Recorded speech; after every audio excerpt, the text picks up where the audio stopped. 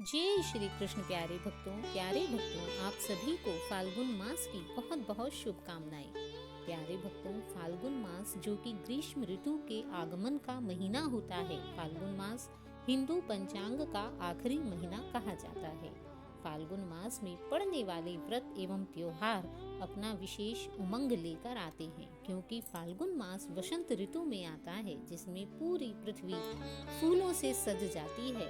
ऋतु ग्रीष्म ऋतु का आगमन हो रहा होता है, इसलिए हल्की हल्की ठंड तथा हल्की हल्की गर्मी दोनों का मिलन होता है। ऐसे में पड़ने वाले व्रत एवं त्योहारों का भी अपना अलग ही आनंद है। तो आइए आज हम यहाँ बात करेंगे फाल्गुन मास में पड़ने वाले व्रत एकादशी के विषय में। फाल्गुन मास में 2 एकादशियाँ आती हैं, कृष्ण पक्ष एकादशी तथा शुक्ल पक्ष एकादशी। इनमें कृष्ण पक्ष एकादशी को हम विजया एकादशी के नाम से जानते हैं। तो आज हम यहाँ इस वीडियो में विजया एकादशी व्रत की कथा का श्रवण करेंगे, क्योंकि कहा जाता है कि विजया एकादशी का व्रत जो भी भक्तगण पूर्ण श्रद्धा भाव से पूर्ण विधि विधान से रखता है तथा इसकी कथा का श्रवण करता है, उसे जीवन के प्रत्येक क्षेत्र में जीत प्राप्त होती है।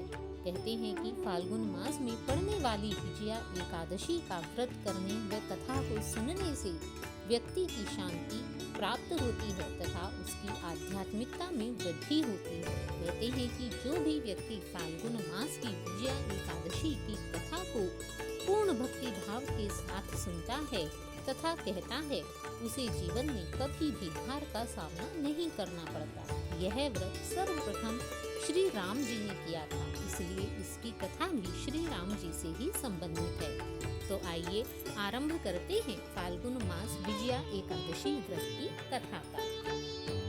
कहते हैं कि एक बार धर्मराज युधिष्ठिर बोले, हे जनार्दन, फाल्गुन मास के कृष्ण पक्ष की एकादशी का क्या नाम है तथा उसकी क्या विधि है, कृपा कर आप मुझे बताइए। इस पर श्री भगवान बोले, हे राजन, फाल्गुन मास के कृष्ण पक्ष की एकादशी का नाम विजया एकादशी है।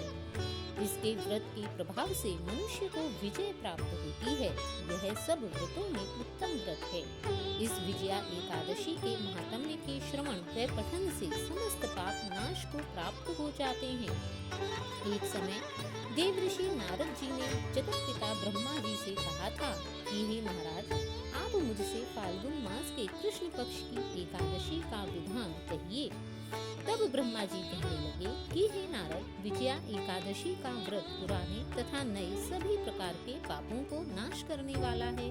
इस विजया एकादशी की विधि मैंने आज तक किसी से भी नहीं कही है। यह व्रत समस्त मनुष्यों को विजय प्रदान कराने वाला है। त्रेता युग में मर्यादा पुरुषोत्तम श्री रामचंद्र जी को जब 14 वर्ष का वनवास हो गया था, तब वे श्री लक्ष्मण जी तथा सीता जी के सहित पंचवटी में निवास करने के लिए गए थे। वहीं पर दुष्ट रावण ने जब सीता जी का हरण किया, तब इस समाचार को सुनकर श्री रामचंद्र जी तथा लक्ष्मण जी अत्यंत व्याकुल हुए और सीता जी की खोज में चल पड़े।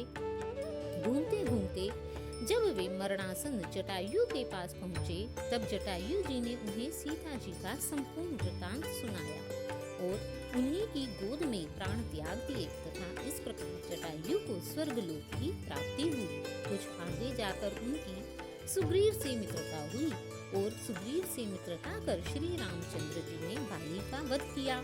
हनुमान जी ने लंका में जाकर सीता जी का पता लगाया और उनसे श्री रामचंद्र तथा सुग्रीव की मित्रता का वर्णन किया। वे सीता जी को अनेक प्रकार से सांत्वना प्रदान की।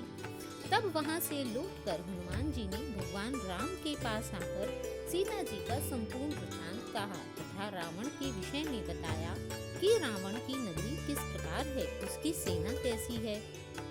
तब श्री रामचंद्र जी ने वानर सेना सहित सुग्रीव की संपत्ति से लंका की ओर प्रस्थान किया। अब श्री रामचंद्र जी समुद्र के किनारे पहुँचे, तब उन्होंने मगरमच्छ आदि से युक्त उस अगाध समुद्र को देखकर लक्ष्मण जी से कहा, हे लक्ष्मण, यह समुद्र किस प्रकार पार होगा? ऐसा कौन सा सुलभ मार्ग है कि हमारे साथ साथ सभी वानर शीघ्रता से इस समुद्र को प्राप्त कर सके, इस समुद्र को पार कर सके? तब श्री लक्ष्मण जी ने कहा, हे पुराण, हे पुरुषोत्तम, हे आदि पुरुष, आप तो परमात्मा हैं, आप आदि पुरुष हैं। हे सर्वेश्वर, आप सब कुछ जानते हैं। यहाँ से आधा योजन दूरी पर कुमारी द्वीप में वकदलाभ्य नाम के मुनि रहते हैं। उन्होंने अनेक ब्रह्म देखे हैं। आप उनके पास जाकर इसका उपाय पूछिए। लक्ष्मण जी के इस प्रकार के वचन सुनकर श्री रामचंद्र जी वकदलाभ्य ऋषि के पास गए और उनको प्रणाम करके वहीं पर बैठ गए। तब मुनि ने भी उनको मनुष्य रूप धारण किए हुए पुराण पुरुषोत्तम श्री रामचंद्र जी हैं ऐसा समझ लिया। वह समझ गए कि ये तो इस विश्व के कर्ता धर्ता स्वयं सर्वेश्वर भगवान विष्णु के अवतार हैं तथा यहाँ पर केवल लीला करने आए हैं। अतः ऐसा समझकर उन्होंने उनसे पूछा, हे राम, आपका आना कैसे हुआ? तब रामचंद्र जी कहने लगे कि हे ऋषि, मैं अपनी सेना सहित यहाँ आया हूँ और राक्षसों को जीतने के लिए लंका जा रहा हूँ। आप कृपा करके समुद्र पार करने का कोई उपाय बतलाइए जिससे कि यह संपूर्ण वानर सेना शीघ्रता से इस समुद्र को पार कर सके। मैं इसी कारण आपके पास आया हूँ। तब वकदालभ्य ऋषि बोले कि हे राम, फाल्गुन मास के कृष्ण पक्ष की एकादशी आने वाली है। यह एकादशी बहुत ही उत्तम है। इसका उत्तम व्रत करने से निश्चय ही आपकी विजय होगी। साथ ही आप समुद्र को भी बिना किसी हानि के आसानी से पार कर देंगे। इस व्रत की विधि यह है कि दशमी के दिन स्वर्ण, चांदी, तांबा, मिट्टी का कोई भी एक घड़ा बनाइए। उस घड़े को जल से भरकर तथा 5 पल्लव उसमें रखिए। तब एक वेदिका बनाएं और उस वेदिका पर उस घड़े को स्थापित करें।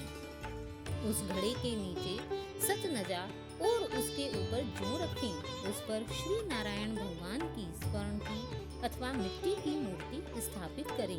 एकादशी के दिन स्नान आदि से निवृत्त होकर धूप, दीप, नैवेद्य, नारियल इत्यादि से भगवान की पूजा करें।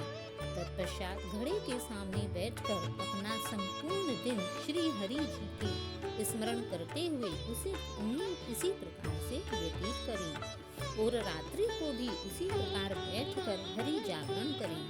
द्वादशी के दिन नित्य नियम से निवृत्त होकर उस घड़े को किसी भी ब्राह्मण को दे दें। हे श्री राम, यदि तुम भी इस व्रत को अपने सभी सेनापतियों सहित करोगे तो तुम्हारी विजय अवश्य ही होगी तथा युद्ध में कोई भी हानि नहीं होगी।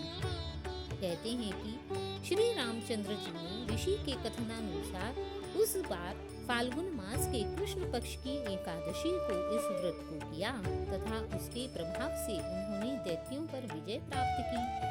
अतः हे राजन, जो कोई मनुष्य विधि पूर्वक इस व्रत को करेगा, दोनों लोक में उसको अवश्य ही विजय प्राप्त होगी। श्री ब्रह्मा जी ने नारद जी से कहा था कि हे पुत्र, जो कोई इस व्रत के महात्म्य को पढ़ता या सुनता है उसको वाजपेयी यज्ञ का फल प्राप्त होता है। जय श्री कृष्ण। तो प्यारे भक्तों, यह है विजया एकादशी व्रत की कथा। अतः यदि आप भी विजया एकादशी व्रत कर रहे हैं तो इस कथा को अवश्य ही सुनें, और यदि नहीं भी कर रहे हैं तब भी इस कथा का श्रवण कर धर्म लाभ उठाएं। जय श्री कृष्ण। तो प्यारे भक्तों, आपको यह कथा कैसी लगी? यदि आपको यह कथा अच्छी लगी हो तो प्लीज वीडियो को लाइक करें और चैनल को सब्सक्राइब करें। राधे राधे।